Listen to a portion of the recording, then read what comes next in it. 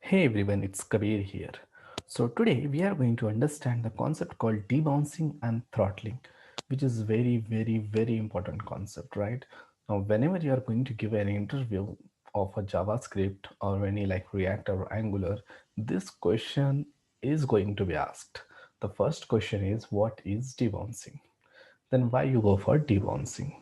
Then once if you answer these two questions, they will ask you the second question like what is throttling?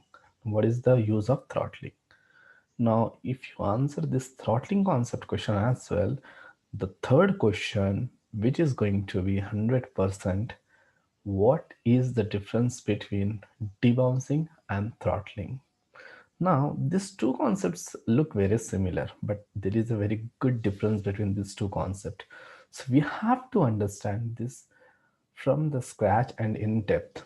The second thing, they will give you one scenario and they will ask you, in this particular scenario, it's better to go with the debouncing or to be go with the throttling. This might be one more question, or else they will give you some problem and they will say how you are going to solve this particular problem. Now, if you wanted to understand all these questions, first of all, you have to understand what is debouncing and what is throttling, right?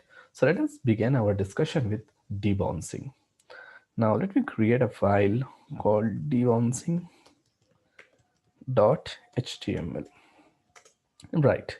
Now, let us understand one problem that we get during our development. Now, as of now, let us understand this is our application. Okay, fine. Now, here I have one text box, right? One text box. Now, in this text box, I need to search a movie, right? Like, for example, I'm searching the movie like Spider-Man. So, whenever I type Spider-Man, right, a request is going to go to your server. Now, here you will have one server, right? And you will have one database as well, somewhere here. So now the movie details has been stored in this particular database. Okay. Now this is the movie details which is stored in your database. Now whenever you are going to search or type a movie name in this particular text box, right, a request is going to server, right? And with this respect, whatever you have typed, that data will be gone to server.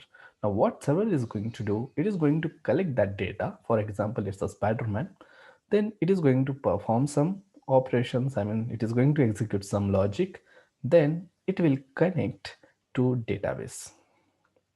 Now once your server side application has been connected to the database, now it will fire one query and it will search whether we have a movie like Spider-Man in our database or not. If it finds that yes, we have the movie something like Spider-Man, then it will fetch all the details of that movie and it will give back to the server. Now again, server will take the data from database and perform some operations and it will give back that data to the client. Okay. Now what client will do, it will take that data, it will prepare proper UI. For example, it is prepared some card kind of thing UI. Now here it will display the data of that movie, like the image of that movie, name of that movie, and some details of that movie, like what is the duration of the movie, who are the actor and actress, okay, music, all the details they will be providing in this card format.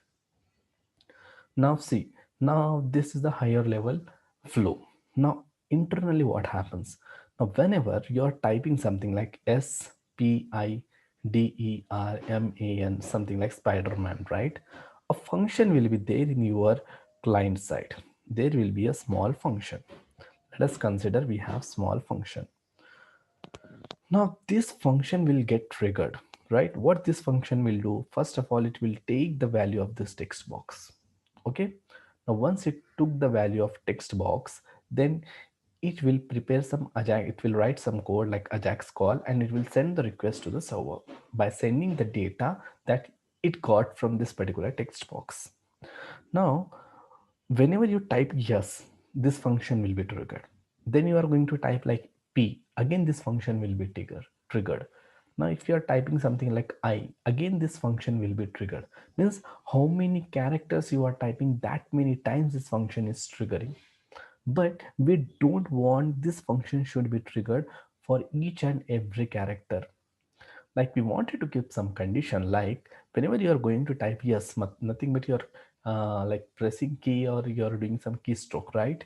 Then you are pressing S then P. Now, instead of sending the request for two characters, your requirement is you should send the request. I mean, you should call this function if the difference between one keystroke and the next keystroke should be 2 seconds or 3 seconds. What do you mean by that? For example, I typed yes, then I am waiting for 3 seconds, then I am typing P. Means the difference between this yes and p is 3 seconds. If the difference is more than 3 seconds or 3 seconds, then it should call this particular function and it should take that yes p. If within the 3 seconds, if I am typing yes p I, it should not call this function, right? After 3 seconds only it should call the function. Now that's our requirement. Now if you wanted to do something like, we have to use a technique called debouncing, right? So why we use for the debouncing, if someone asks, it's a simple technique. What is debouncing? It is a technique used for web optimization. Like if you are calling this particular function and sending the request, right, for each and every character, means you are calling this particular function, for example, 6 times, spider, right, spider. For each and every time, if you are calling the function 6 times, the request will go and it will come back. 6 times the response will come, right? So unnecessarily you are doing some extra calls, calling some functions. The more you execute the function, the less your application will be, right? I mean, the performance of your application will be slow. If you call this particular function only one time, so that then your application performance will be fast, right? Because you're calling only one time and it is going, request is going only for one time. And in second scenario, you're calling the function for 6 times, you're sending the 6 time request, right? Now if just consider one request is going to take 2 seconds, then six requests will take 12 seconds. Means to get just a Spider-Man movie car details, it is taking 12 seconds time, and taking the 12 seconds time is like crime, right? We cannot afford that. Our application should not be that slow, right? So to solve such kind of issues, we use some techniques, and one of the technique is called debouncing. So this is how the practically concept of debouncing is. Let us implement this particular concept, right? The same example we will be taking. So now this is our HTML. So I will be saying as doc, and I got some HTML structure. Now the first thing what I wanted to do, I wanted to create one input box. So let me create input type equals to something like text. Then let me give something like placeholder, and I'm going to say something like search name or movie name, search movie name. That's it. Okay, now if I execute this particular HTML file, now we are able to see one text box, search movie name. Now my requirement is whenever I'm going to type something here, right, a function should be called. Means I have to write a event here. Now up to now we saw something like on click event. Now we will be writing a event called on key up or on key press. Let's take on key press. What is this on key press? Whenever you are going to type any key or press any key on your keyboard, right, then it particular event is going to trigger. Now whenever this event is triggered, I wanted to call some function, right? So I call f1. So I'm going to define that f1 function. So script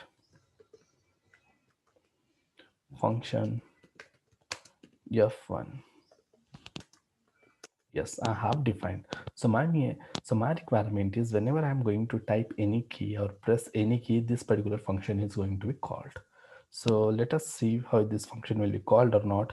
So I'm writing something like console dot log, and I will be saying something like function is called. Fine. Now let comes to our browser. Let me open our console tab. So now this is our console. Now if I type something like Kabir, right? Now this is not triggering.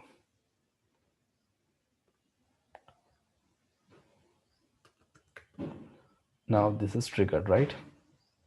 Now see, I have typed 5 characters KABIR, and it is called that particular function 5 times, right? Now each and every time the function is calling, but my requirement is whenever I type K and I give some 2 or 3 seconds break, then I type A, then this function should be called. So before 3 seconds, how many times or whatever characters I type before 3 seconds, it should not called. Means the difference between one key press and second key press should be 3 seconds or more. If the difference between one key press and second key press is more than 3 seconds or equals to 3 seconds, then only this function should be called. If the difference between one key press and second key press is not more than 3 seconds, and this function should not be called. For example, now here I am typing something. Now there is no difference between, there is not a difference between 3 seconds, like between one keystroke and second keystroke, then this function should not be called. That's my requirement. But what happening here, whenever I type something, the function is called, right? So we have to restrict that function call. So for that, what I'm going to do now, we know one concept called set timeout. What set timeout tells, if the set timeout tells us that a particular operation should be performed after some specified time. So our requirement is also same. This function should be called, or this particular logic should be executed after some time. Okay. So what I'm going to do, I'm just going to remove it and I will write set timeout. Set time out. Now what set timeout is going to take? It is going to take one callback function. Fine. Now here I am saying the difference, this particular callback function should execute after 2 seconds. And what logic it should execute? Console.log, right? Here I am saying function is called. Now see, whenever I'm going to press any key like K, right? Then I'm waiting for 2 seconds, then the function is called. Now if I'm typing like Kabir, KIBIR, I have typed 5 characters, means that function is called 5 times. But what is happening here is, right, each and every function is called on each and every key stroke. The first thing. So first time when I typed K, this particular function is called and set timeout has been called. Now set timeout will call this particular function after 2 seconds. Then I typed A, then again this function is called, again one more set timeout has been called, again this function will call again after 2 seconds after I type A.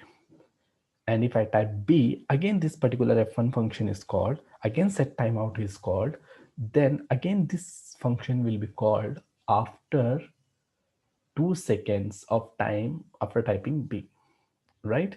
So the problem is existing, still it is calling 5 times, right? Now I don't want it should be called 5 times. So what can I do? The simple thing, what can I do is, like when I type K, so first time it has been called, right? Now before 3 seconds, if I am typing or pressing some more keys, then it should cancel this particular set timeout. That's the first thing. So how can I do? How can I cancel some set timeout? So for that, we have one method called clear timeout, right? So I should call clear timeout. So what I will be doing, I will take one variable var timer. Fine, I took a variable var timer. This timer I'm going to allocate to this set time. Yes, I have allocated. So whenever you type k, this particular set, this time is going to be set to this particular timer. Then I typed a, then again this particular set time is going to set a time for this timer. Now our requirement is it should clear the time. So clear time out. Now it will clear the timer. If you type k, the first time timer is nothing, so it will be cleared, and once it is executed, now this line will be executed, so new timer has been created. Now new timer is okay. Now this function will execute after 2 seconds. Now before 2 seconds I typed a, right, means it is calling this function one more time. That time again this function will be executed. Now this time whatever the timer we set, that time is going to cancel. Again it is going to create a new timer for a, right. Now I am typing b, again this function is called. Now this time a timer has been cancelled, right. Now new timer for b has been created. In the same way the process will be followed. Now just consider I have typed a, so this f1 is called, so by default we don't have any timer, so it has called, it has been cancelled. Then we are calling set timeout, so new timer has been created for a. Now I have waited for 3 seconds. As I have waited for 2 seconds, then this particular function is executed and we got this particular thing, right. Now after 3 seconds I have typed a, again this function will be called. Now your timer of k timer has been cancelled anyhow. Now again for new timer has been set for a, right. Now the new timer has been set for a, then before completing 2 seconds I have typed b. Now again this function is called. Now the a timer has been cancelled, so it will not execute because we have cancelled the time for a. Now new timer has been created for b, again it will start waiting for 2 seconds. Now before 2 seconds I have typed I. Now as I have typed I, the timer of b is cancelled. So once the timer of b has been cancelled, then it will not execute, right. Then again it will come and it will create one more new timer for I. So this is how we are going to use the technique. Now let's come here. Now if I refresh, now if I type KIBIR, then it will just execute only one time. Now it have execute only one time because whenever I typed K, right, a timer has been created for K, and before 2 seconds I have typed A. So what happened? K timer has been cancelled and A timer has been created. Now again before 2 seconds I have typed B.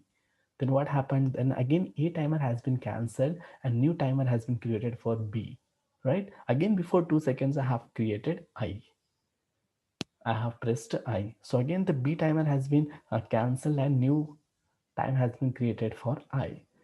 In the same way, again before 2 seconds I have typed or pressed R. So whenever I pressed R before 2 seconds, then again I timer has been cleared, right. Why it has been cleared? Because we wrote this particular statement. Now once I clear I timer has been cleared, then new timer has been created for R. Now after R we are not typing any character. It means that our timer set timer is going to execute after 2 seconds and this is executed, right. Now just see, I will type KA, which will be typed within the 2 seconds, then I will wait, then I will wait for 3 seconds, then I will type I, so it will call the function, then again I will wait for more 2 seconds, then I will type B. Okay, let's see. Okay, so here I'm typing something like KA. Now I have waited for more than 2 seconds, so this particular function has been called. Now I will type B, then I am waiting, again this function is called, so still I am waiting and the time has been passed more than 2 seconds. So if I click I or press I, again a function is called. Now again I am pressing R, function is called. Now again I will type something. Now I'm typing everything before 2 seconds, Like each and every time that a particular timer will be created and the timer will be cancelled, timer will be created, timer will be cancelled. Now I have stopped. After stopping for this particular j, again it has been executed, because after j we didn't type anything, so 2 seconds has passed. So now this is how we are restricting the function call. We are optimizing our application, web application. So why we go for debouncing? If we wanted to optimize our performance, right? We wanted to increase our performance of our application. Means unnecessarily we don't wanted to call this particular function. We want to call this function after some stipulated time. So that is the concept of your debouncing. So little bit confusing, just you guys have to little bit work on this debouncing. You have to try, you have to understand for each and different scenarios, right? That's the one thing of your debouncing concept.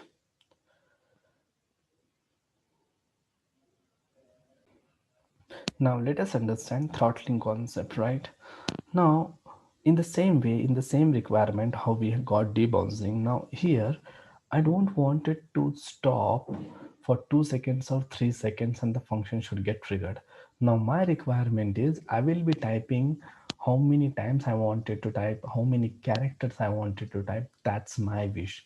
But whenever I am in the typing zone, right, in the typing process, for each and every 2 seconds this particular function should get triggered. Now it doesn't depend whether I have typed or pressed one key after and next key after 2 seconds or 3 seconds or within the 1 second. It doesn't consider that particular situation. Whatever you are doing, you are taking how much time, it doesn't care. But whenever you are in the process of pressing the keys, that time for every 2 seconds this particular function should get triggered. In the first scenario, this function should trigger if the difference between one keystroke and the second keystroke is 2 seconds or more than 2 seconds. But here the difference between one keystroke or second keystroke doesn't matter.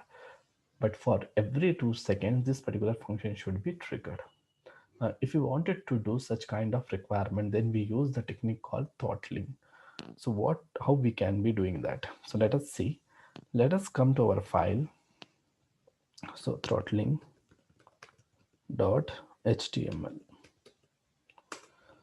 Now here the same way, let me copy this particular function and paste here. Let me remove this particular function. Right now we have just simple a text box, right? So here I'm going to execute it. So we got a search movie.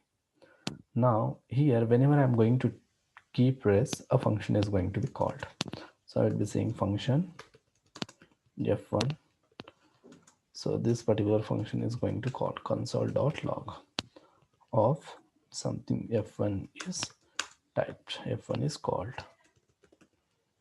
right? Now if we execute this particular function, so let's see whether it is working or not. So now this is our console. Here I am typing something like Kabir. Means I have typed 5 characters. The function is called 5 times. That's fine. Now our requirement is this function will be called for each and every key stroke. But I will define one more function. So I will say function f. Now here I will say console.log. Now here I'm gonna say something like f is called for every 2 seconds. Now our requirement is this particular function, f function, should be called for every 2 seconds from here. So I have to call f, right? Simple. Now if you come here and if you execute, if I say Kabir, 5 characters I have typed, means 5 times I have pressed the key. So this particular f is called for every 2 seconds. That particular function is called 5 times. But our requirement is this function should be called for every 2 seconds, right? If I am typing something for 10 seconds, then this function should be called only 5 times, because this function will be called for every 2 seconds, right? Now that's our requirement. It means for that, what I will be doing, I will maintain one variable, one flag. So I'm taking one variable and name of that variable is something like flag equals to true. So by default, I'm giving the value for this particular variable flag as a true. Now this f should be called whenever the flag is true. First thing, okay, fine. So I will be saying f of flag, means flag value is true, means this condition will be true. So whenever it is true, this particular function should be called. So our requirement is this function should be called for every 2 seconds, means once this function is called, then I don't want this function should get called for up to till that 2 second finishes, means till 2 seconds I need to maintain this flag as a false. So once this function is called, what I will be doing in the second statement, flag equals to false.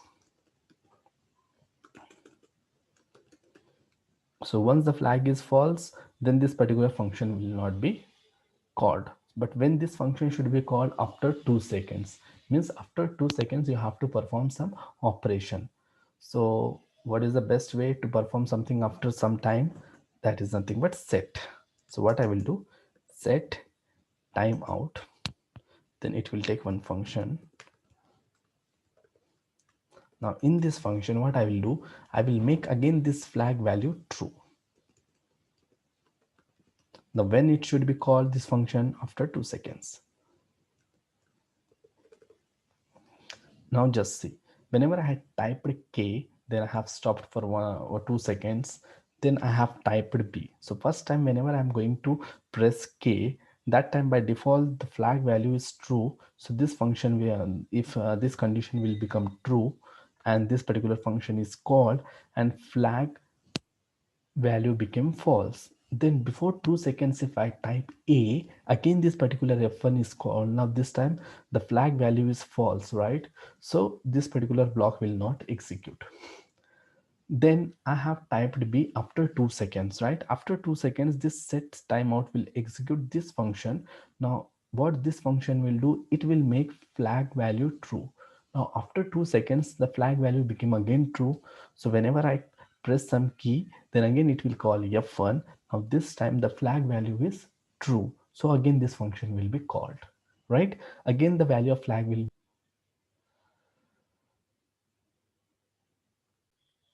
Now how many times I type the character before 2 seconds, the flag will be false. So this particular function is not going to be called. Now that is the technique what we use. And this particular thing is called throttling, means for every interval of some time, we have to call that function. So for every 2 seconds, this function is calling.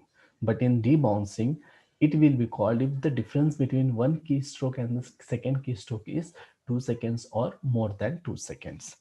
It's slightly similar, like slight difference we have, like we have to understand, like simple throttling is nothing but it will call for every 2 seconds, for every 2 seconds, whether the difference between your keystroke is 2 seconds or more or less, it isn't going to be considered. But in debouncing, it will consider the difference between your first keystroke and in the second keystroke should be at least 2 seconds or more than 2 seconds, then only it will call that function. Right, now let's come here, let me refresh it.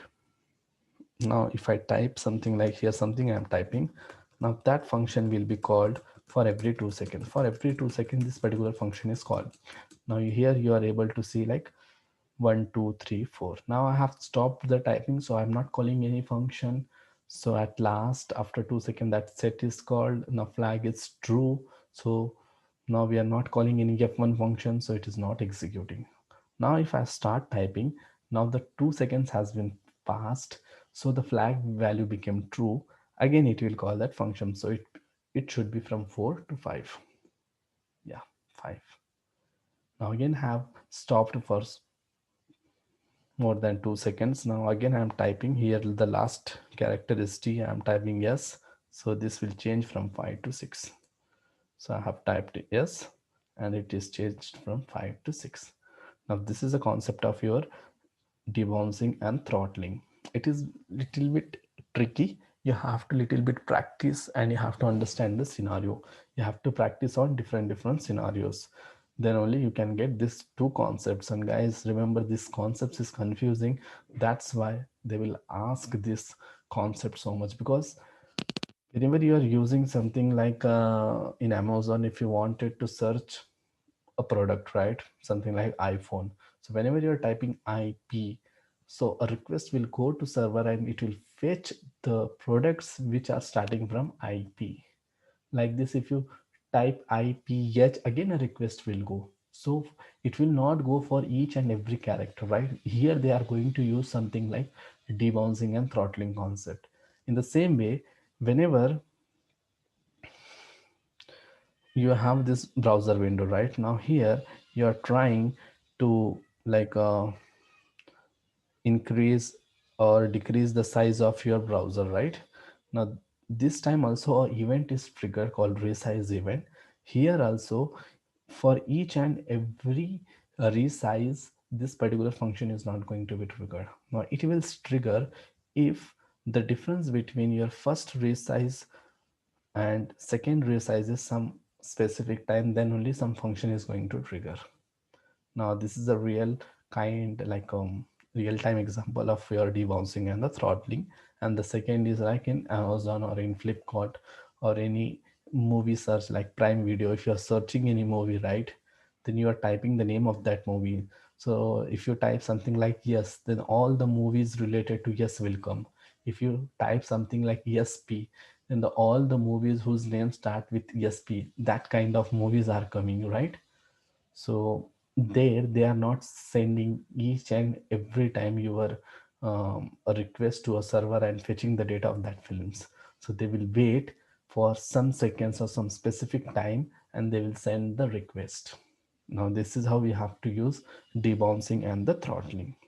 That's all guys. Little bit complicated. Just practice. If you get any kind of doubt, just comment on the video, or else you can WhatsApp us on the WhatsApp, right? Or else you can WhatsApp us. That's it, guys. Thank you for watching the video.